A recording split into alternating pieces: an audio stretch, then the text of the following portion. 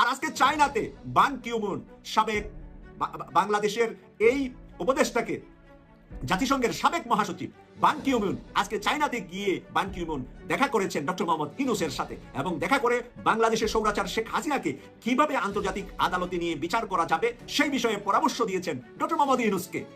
ফান্দে করিয়া বগা কান্দে। আমি আজকে বলে রাখি, আপনারা নোট করে রাখেন, আগামী এক সপ্তাহের মধ্যে বন্ধুত্বের হাত বাড়ায় দিবে এই মোদিজি। আমাদের ইউনূস স্যারের সাথে বন্ধুত্ব করার জন্য পাগল হয়ে যাবে।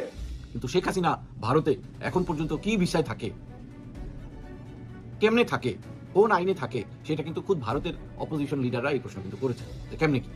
বাংলাদেশের মানুষও জানতে চায় নরেন্দ্র মোদীর কাছে যে শেখ হাসিনা যে আছেন সেখানে কি পারপাসে আছেন। সেনাপ্রধান জনাব ওয়াকারুজ্জামান বঙ্গভবনে মাগরিবের নামাজের ইমামতি করে প্রশংসায় ভাসলেও আমি বিষয়টা নেগেটিভলি উত্থাপন করেছি যে না, পজিটিভ দিকের মধ্যেও একটা আশঙ্কা রয়েছে যে সম্ভাব্য মিলিটারি স্বৈরশাসকরা পাওয়ার টেক ওভার করার আগে এরকম একটা ইমেজ বিল্ডিং এর চেষ্টা করেন। এই যে দেখেন আমি কি ভালো মানুষ, ইমামতি করতে পারি, কোরআন হাদিস বলি, আমার হাতেই তো দেশ নিরাপদ। দেখেন এর ভালো দিকও আছে, কিন্তু এরকম একটা আশঙ্কার দিক কিন্তু আমি। দর্শক, আজকের এই ভিডিওটি দেখলে আপনারা রীতিমতো অবাক হয়ে যাবেন। আপনারা জানেন ইতিমধ্যে আওয়ামী লীগ সরকারের পতন হয়েছে, এখন ক্ষমতায় আছেন অন্তর্বর্তী সরকার ডক্টর মোহাম্মদ ইউনূস। অন্তর্বর্তী সরকারের মাননীয় উপদেষ্টা ডক্টর মোহাম্মদ ইউনূস থাকাকালীন দেশে কি কি ঘটনা ঘটে যাচ্ছে তা আপনাদের প্রমাণ সহকারে দেখাবো। দর্শক, কথা আর বাড়াবো না, ভিডিওটিতে চলে যাব। তার আগে আপনাদের কাছে ছোট্ট একটি অনুরোধ, আপনি যদি আমাদের চ্যানেলে নতুন দর্শক হয়ে থাকেন তাহলে অবশ্যই চ্যানেলটি সাবস্ক্রাইব করে পাশে থাকা বেল আইকনটি বাজিয়ে দিতে ভুলবেন না। আর যারা অলরেডি আমার চ্যানেলটি সাবস্ক্রাইব করেছেন তাদেরকে জানাই অসংখ্য ধন্যবাদ। চলুন ভিডিওটি শুরু করা যাক। এখন আপনাদের সামনে পর্যায়ক্রমে দুইটি ভিডিও ফুটেজ দেখাবো। চলুন আমরা প্রথমে একটি ভিডিও ফুটেজ দেখে আসি। ডোনাল্ড ট্রাম্প বাংলাদেশের স্বাধীনতা দিবস এবং বাংলাদেশের মানুষকে ঈদের অগ্রিম শুভেচ্ছা জানিয়েছেন এই চিঠিতে কি লিখেছেন সেটা নিয়ে আজকে আমার বিশ্লেষণ। প্রিয় দর্শক, ডক্টর মোহাম্মদ ইউনূসের কাছে ডোনাল্ড ট্রাম্প লিখেছেন বাংলাদেশের সাথে যৌথভাবে কাজ করতে চান আমেরিকার মতন একজন বড় মাপের রাঘব বোয়াল যদি চিঠি লিখে বাংলাদেশের মতন একটি ছোট্ট ক্ষুদ্র দেশের রাষ্ট্রপ্রধানের কাছে এভাবে যে আমরা বন্ধু হয়ে আপনার পাশে থাকতে চাই এবং আপনার সাথে একসাথে কাজ করতে চাই, মিলেমিশে কাজ করতে চাই, মিলেমিশে কাজ করার কথা কে কার সাথে বলে? যে যার সমান, যে যার যোগ্য, অথবা শক্তি, অর্থ, সামর্থ্যের দিক থেকে যে যার সমান হয় তখন তাকে মানুষ কাছে টেনে নেয়। কিন্তু বাংলাদেশ সবসময় আমেরিকা থেকে বিভিন্নভাবে সহযোগিতা পেয়ে থাকে, অর্থনৈতিক সহযোগিতা, সামরিক সহযোগিতা। আমরা বাংলাদেশিরা আমেরিকাতে গিয়ে চাকরি করছি, গ্রিন কার্ড নিচ্ছি, ন্যাশনালিটি পাচ্ছি, বিভিন্ন ধরনের সুবিধাগুলা আমেরিকা বাংলাদেশকে দিয়ে যাচ্ছে। আর বাংলাদেশ থেকে আমেরিকা কি নিবে, নেওয়ার মতো আছি বা কি?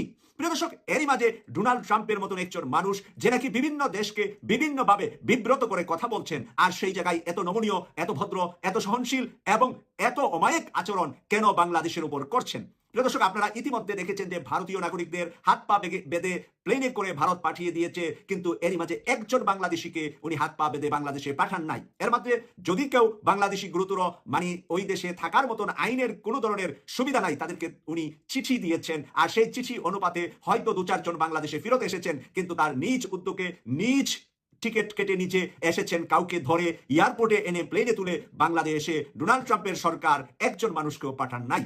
কারণ ডোনাল্ড ট্রাম্প শপথ নেওয়ার আগেই বাংলাদেশের রাষ্ট্র ক্ষমতায় বাংলাদেশের সরকারে এসেছেন বিশ্ব বরেণ্য সম্মানিত ব্যক্তি ডক্টর মোহাম্মদ ইউনূস, যার অবদান আমেরিকাতে রয়েছে, যার অবদান ইউরোপে রয়েছে, যার বইগুলা পাঠ্যপুস্তক হয়েছে তাদের দেশের বিশ্ববিদ্যালয়।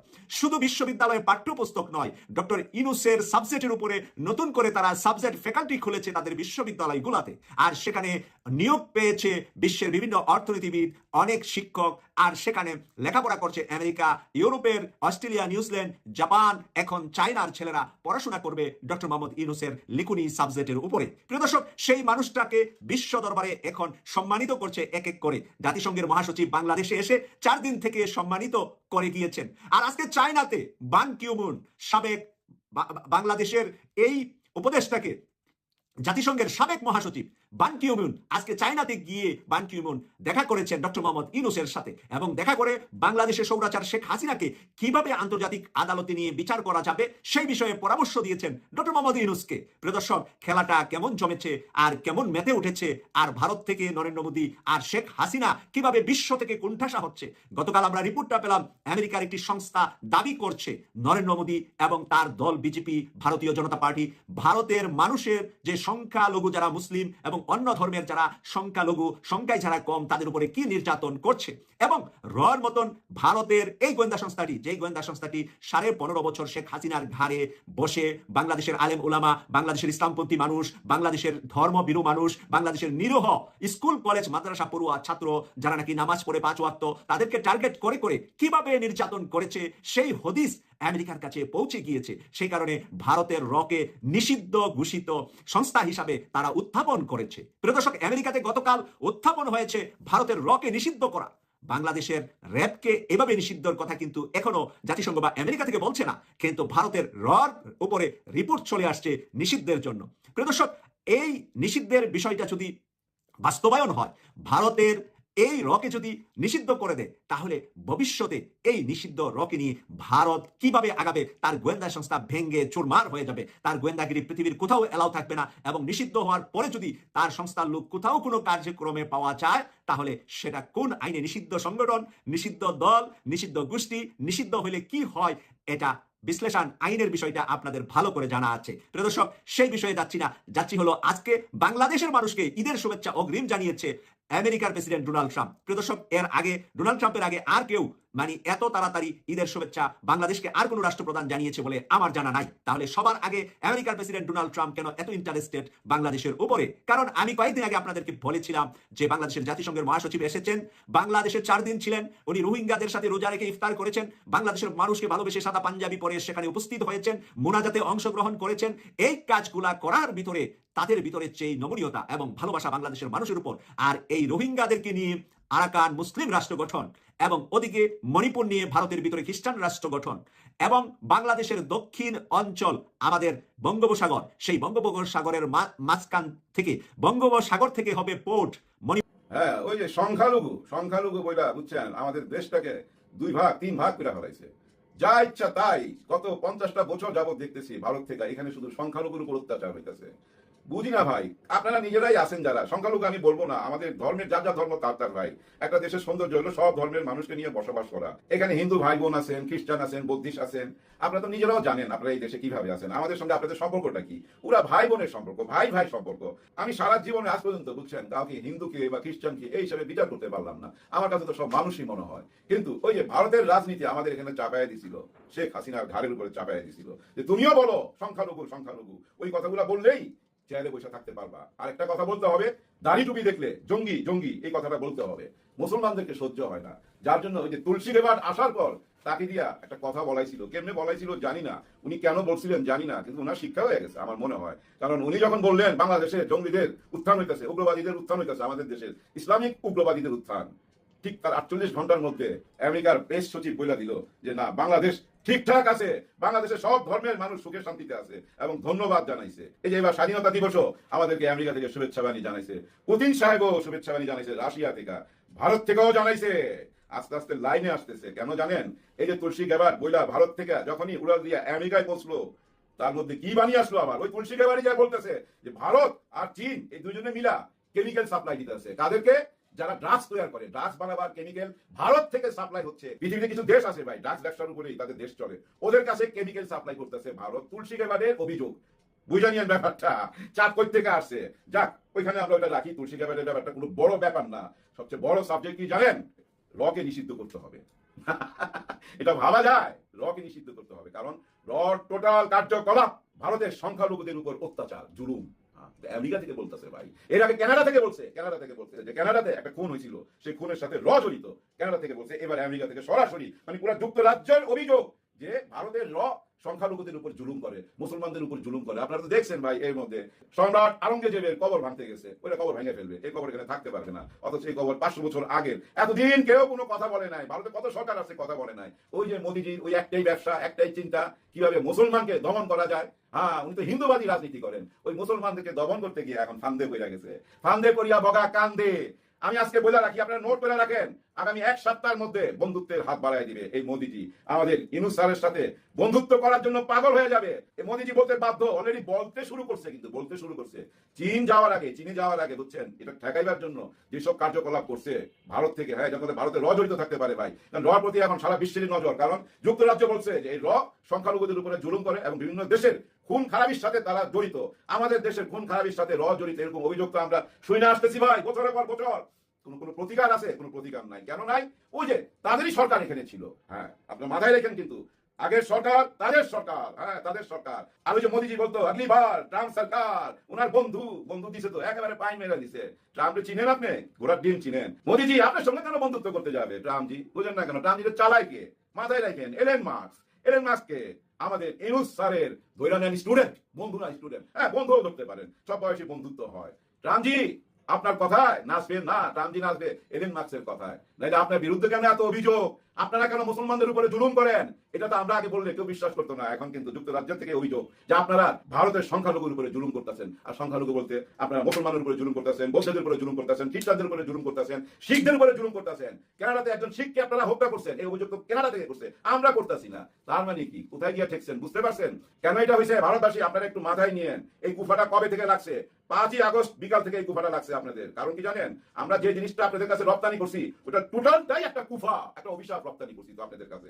এই অভিশাপে আপনারা অভিশপ্ত হবেন, আপনাদেরকে কাজ করবে তো। কারণ কি? আপনারা গত 7টা মাস আমাদেরকে অস্থির করে মারছেন বিভিন্ন ভাবে, বিভিন্ন অ্যাঙ্গেলে। আপনাদের মিডিয়াগুলো এত নির্লজ্জ, যা ইচ্ছা তাই বইলা বেড়ায়। আমাদের এখানে সেনাপ্রধান কু করতেছে, ক্ষমতা নিয়ে যাইতেছে। এই যে চীন গেল ডক্টর ইউনূস, ওইখান থেকে ইউরোপের কোনো দেশে পালায়া যাবে, আর আসবে না। এগুলো কোনো কথা? একটা দেশের, ভারতের মতো একটা দেশের মিডিয়া এতটা নির্লজ্জ হইতে হয়? আপনার টাকার কাছে তো বিক্রি হয়ে গেছেন, কিন্তু আপনাদের খোলস খুইলা গেছে, মুখোশ খুইলা গেছে। তো এখন আর আপনাদের কেউ বিশ্বাস করে না। টিএপি দেখেন, ওই যে ভিউ দেখেন, কমে গেছে না? কমে গেছে। সত্যের জয় হবেই, হইতেই হবে সত্যের জয়।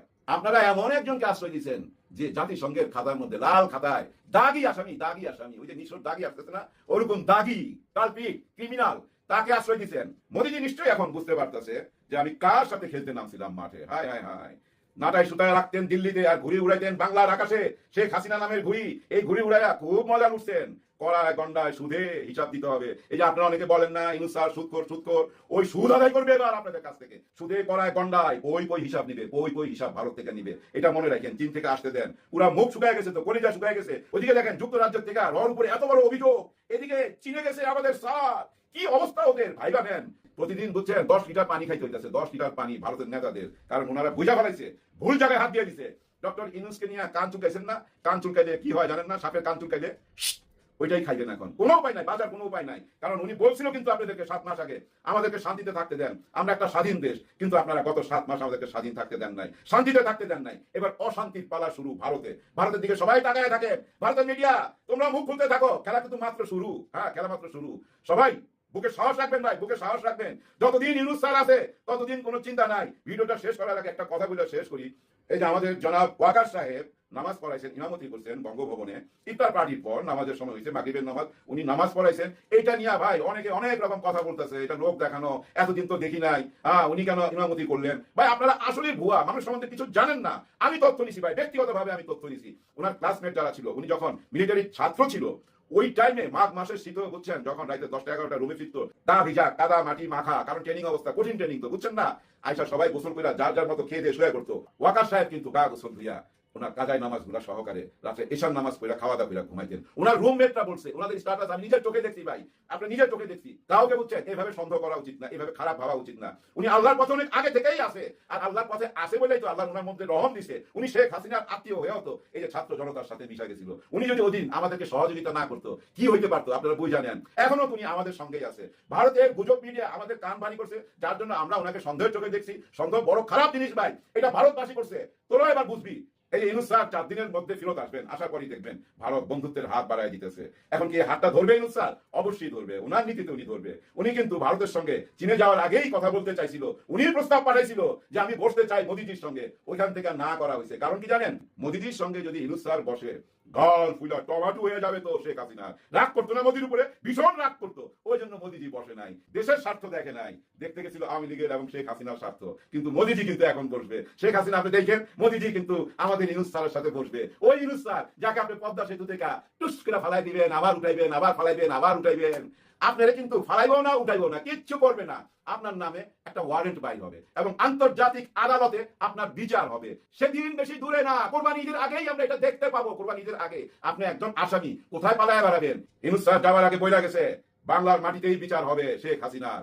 আমরা বিশ্বাস করি স্যার, আপনাকে তো আমরা যাইতে দিব না বিচার না কইরা। বিচার করেন, আর কোনো সংস্কারের দরকার নাই, শুধু বিচার কইরা নির্বাচন দিয়া দেন। সেনাপ্রধান জনাব ওয়াকারুজ্জামান বঙ্গভবনে মাগরিবের নামাজের ইমামতি করে প্রশংসায় ভাসলেও আমি বিষয়টা নেগেটিভলি উত্থাপন করেছি যে না, পজিটিভ দিকের মধ্যেও একটা আশঙ্কা রয়েছে যে সম্ভাব্য মিলিটারি স্বৈরশাসকরা পাওয়ার টেক ওভার করার আগে এরকম একটা ইমেজ বিল্ডিং এর চেষ্টা করেন। এই যে দেখেন আমি কি ভালো মানুষ, ইমামতি করতে পারি, কোরআন হাদিস বলি, অথবা আমার হাতেই তো দেশ নিরাপদ। দেখেন এর ভালো দিকও আছে, কিন্তু এরকম একটা আশঙ্কার দিক কিন্তু আমি বলেছি। জামাত শিবিরের লোকজন প্রশংসা করছে, জামাতের একজন বড় আলেমকে দেখলাম যে লিখেছে চোখ জোড়ানো দৃশ্য। হ্যাঁ, এটা চোখ জোড়ানো দৃশ্য হলেও এটা নিয়ে সিরিয়াস হওয়ার কিছু নেই, কারণ এটা তো প্রত্যাশিত। একজন নামাজি, একজন শিক্ষিত ব্যক্তি সে ইমামতি করতে পারবে, এতে আমি আশ্চর্য হওয়ার কিছু দেখি না। কিন্তু সেই ছবি পরিকল্পিতভাবে ভাইরাল করে দেওয়া এবং জনগণের প্রশংসা করা এবং জনগণের দৃষ্টি ভিন্ন দিকে ফেরানোর একটা চেষ্টা কিনা, এই প্রশ্ন আমি তুলেছিলাম। এখন আমি বললে তো আর ওটা ওইভাবে খুব সিরিয়াস হয় না, যেটা পিনাকি ভট্টাচার্য বলে হয়। তো অবশেষে পিনাকি ভট্টাচার্য জনগণ যতই প্রশংসা করুক সেনাপ্রধানের আসল রহস্য ফাঁস করে দিলেন। এই জন্য আমাদের জরুরি কিছু করণীয় আছে। আমাদের সতর্ক থাকতে হবে যে না, ভালো কাজের খারাপ উদ্দেশ্য থাকতে পারে, নিজেকে ভালো ভালো হিসেবে উপস্থাপন করে অন্য কোনো অঘটন ঘটানোর একটা চেষ্টা হতে পারে। এই জন্য পিনাকি ভট্টাচার্যের এই বার্তা, তিনি যে ইঙ্গিত দিচ্ছেন, যে রহস্য দেখছেন, এটা আপনাদের সামনে উপস্থাপন করতেছে। এবং অনেক দর্শক কিছু সুচিন্তিত মতামত দিয়েছে যে সেনাপ্রধানের এই নামাজের ইমামতি দৃশ্য দেখে আবেগপ্লুত হওয়ার কিছু নেই, প্রশংসা করলেও একই সাথে আমাদের সতর্কতাও দরকার যে এটা যেন অন্য কোনো অঘটনের কারণ না হয়। দেখেন পিনাকি ভট্টাচার্য লিখেছে, সেনাপ্রধান হওয়ার আগে এবং পরে সিসি, সেই মিশরের স্বৈরশাসক সিসি, যিনি মিশরের ইতিহাসে অন্যতম শ্রেষ্ঠ শাসক মোহাম্মদ মুরসিকে হটিয়ে ক্ষমতা দখল করেছেন এবং হাজার হাজার ইসলামপন্থীকে হত্যা করেছেন এবং মুরসিকে শেষ পর্যন্ত কারাগারে হত্যা করা হয়েছে। সেই নরপিচাস ইহুদি বংশধর সিসি কি করেছিল? সিসির ইমামতির ছবি কায়দা করে প্রচার করা হয়েছিল ক্ষমতা নেওয়ার আগে এবং পরে। সেই ছবি পিনাকি ভট্টাচার্য শেয়ার করেছেন যে সিসি হাত তুলে দোয়া করছেন। এর মানে নিজেকে খুব ইমানদার, আল্লাহর অনুগত বান্দা হিসেবে সিসিও কিন্তু মিলিটারি কুর আগে এভাবে নিজেকে উপস্থাপন করেছিল কায়দা করে। সিসির এই পরেশগারি দেখে গলে যান মোহাম্মদ মুরসি। সরল সহজ মুরসি ভুলে যায় যে ইসরায়েলি মিলিটারি অ্যাটাকের দায়িত্ব পালন করেছিল আব্দুল্লাহ আলী ফাত্তাহ সিসি। এখন বাংলাদেশেরও জামাত শিবির হুজুর যারা, এদেরকে আমি পলিটিশিয়ান মনে করি না, এরা রাজনীতি বোঝে না বা বোঝার কথা না, কিন্তু এদের আবেগ যে চোখ জোড়ানো দৃশ্য বলা, এটা যেন মিশরের মতো ঘটনার কারণ না হয়, এই সতর্কবার্তা, এই আহ্বান আমরা জানাচ্ছি। এই কারণে আমাদের আলোচনা সতর্ক থাকতে হবে, যেহেতু আমাদের একটা এই ধরনের একটা আলোচনা জনপরিসরে আসছে, একটা উদ্বেগ উৎকণ্ঠা আছে। এবং আওয়ামী লীগ যেহেতু এটা চায়, আওয়ামী লীগ তো প্রকাশ্যেই বলছে যে সেনাপ্রধান উচিত পাওয়ার টেক ওভার করা, ডক্টর ইউনূসকে হটিয়ে। সেনাপ্রধানের দিকে আওয়ামী লীগ তাকিয়ে আছে, এই কারণে আমাদের সতর্ক হতেই হবে। কারণ আওয়ামী লীগ যেটা প্রত্যাশা করে এটা আমরা কিভাবে সিরিয়াসলি দেখবো না? ভারত চায় এটা। মিশরের 10 কোটি জনগণ, গাজার 20 লাখ মানুষ সবাই আজ জীবন দিয়ে সেদিনের ইমাম সিসিকে বিশ্বাস করার মূল্য দিচ্ছে। এই জন্য ইমামতি দেখে আমি সবার আগে কোশ্চেন তুলেছি। হাজারো লক্ষ মানুষ ওয়াকারুজ্জামানের ইমামতি প্রশংসা করলো, আমি প্রশংসা করে তারপরে কোশ্চেন তুলেছি যে না, আমাদের সতর্ক থাকতে হবে। পিনাকি ভট্টাচার্য এখন সেটাই বুঝিয়েছেন। এরপরে পিনাকি লিখেছেন শিক্ষা কি? জেনারেলদের ইমামতির ছবি ভাইরাল করার পেছনে কোনো উদ্দেশ্য থাকতে পারে। জেনারেল নামাজি হলো ফেসিবাদীর বন্ধু হতে পারে, ইসরায়েল ভারতের বন্ধু হতে পারে। মানে এটা তারা অবশ্যই জেনারেল ওয়াকারুজ্জামানকে বুঝিয়েছেন, এটা তো যে কেউ বুঝে যে এদের নামাজি ইমামতি দেখে আবেগপ্লুত হওয়ার কিছু নেই, আমাদের সতর্ক থাকতে হবে। এটাই হচ্ছে পিনাকি ভট্টাচার্যের ইঙ্গিত। সুতরাং ইতিহাস দেখে বিচার করুন, জেনারেলদের নামাজ দেখে না। রাইট, এক্স্যাক্টলি এভাবেই আমাদেরকে সতর্ক করছেন পিনাকি ভট্টাচার্য। দর্শক, জনগণের কিছু মন্তব্য আপনাদের শোনাতে চাই, যার মাধ্যমে জনসচেতনতা এই ইমামতি দেখে বা আমরা সেই মিশরের মতো ভুল না করি, এই জন্যই আমাদের আলোচনা। এগুলো আলোচনা শুনবেন, পৌঁছে দিন। আমরা আবারও বলছি, সেনাবাহিনীর প্রতি আমাদের কোনো বিদ্বেষ নেই, সেনাবাহিনী আমাদের আস্থার প্রতীক, কিন্তু উল্টো পথে যাতে না যায় এই জন্য আমাদের সতর্কতা, জাস্ট এইটুকুই। একজন লিখেছেন, দাদা অসাধারণ, অতিরিক্ত চোরের লক্ষণ, অতিভক্তি চোরের লক্ষণ। আমার দেখা অধিকাংশ প্রতারকের ভাষা অনেক সুন্দর, সেটাই মানে নামাজ ইমামতি করছেন এটা দেখে যেন আমরা আবেগপ্লুত না হই। আর ইমামতি করছেন সেটা ছবি তুলে আবার এভাবে প্রচার করার পেছনে কোনো ইল মোটিভ থাকতে পারে, খেয়াল থাকতে হবে। একজন লিখেছেন, একদম কারেক্ট লিখেছেন, একজন আলেম লিখেছেন। এর মানে হুজুরও এটা সন্দেহ করছে, অনেক হুজুর, আবার অনেক হুজুর ইমোশনাল হয়ে যাচ্ছে। একজন লিখেছেন, এটি আহামরি কোনো প্রশংসার বিষয় না। যারা এখানে সালাত আদায় করেছে, মানে নামাজ পড়েছে, তারা নিজ নিজ দায়িত্বের জায়গায় কতটুকু ন্যায়পরায়ণ ও সৎ, সেটি মূলত প্রকৃত প্রশংসার বিষয়। মানে নামাজ দেখে আবেগপ্লুত হওয়ার কিছু নেই। আব্দুল্লাহ ইবনে উবাই নামাজ পড়তো। আমাদের দেশের মানুষ ইসলাম ভালোভাবে না বোঝার কারণে সালাত, দাড়ি, বোরখা ইত্যাদি বাহ্যিক বিষয় দেখলেই আবেগে গা ভাসিয়ে দেয়।